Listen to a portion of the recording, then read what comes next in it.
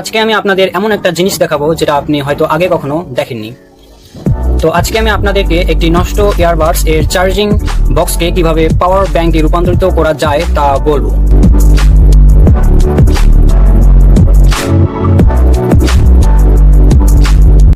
চলুন শুরু করা যাক। তো আপনাদের বাড়িতে যদি কোনো নষ্ট ইয়ারবাডস এর চার্জিং বক্স থাকে তাহলে সেটিকে ভুল করেও ফেলে দেবেন না। এটি দিয়ে আপনারা খুব সহজে পাওয়ার ব্যাংক বানিয়ে ফেলতে পারবেন, কারণ এর মধ্যে একটা পাওয়ার ব্যাংকের সার্কিট থাকে। আশা করি এটি সকলে জানেন।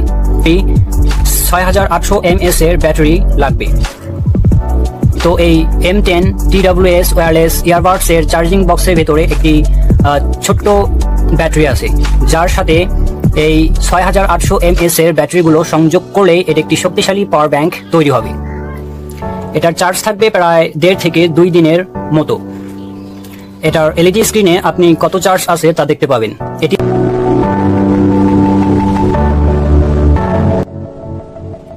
দিয়ে আপনি মোবাইল চার্জ সহ কনভার্টার, ফ্যান,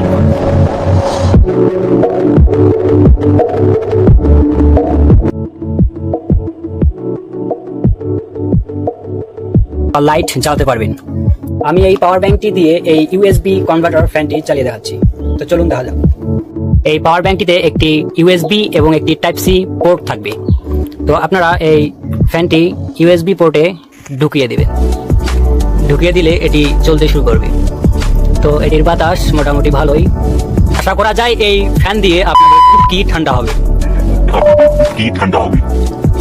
6800 mAh এর এই ব্যাটারি দুটির দাম 150 করে 300 টাকা, আর এই প্রোপেলারটির দাম 50 টাকা। তো আপনারা এই দুটি বাজার থেকেই কিনতে পারেন। তো গাইস,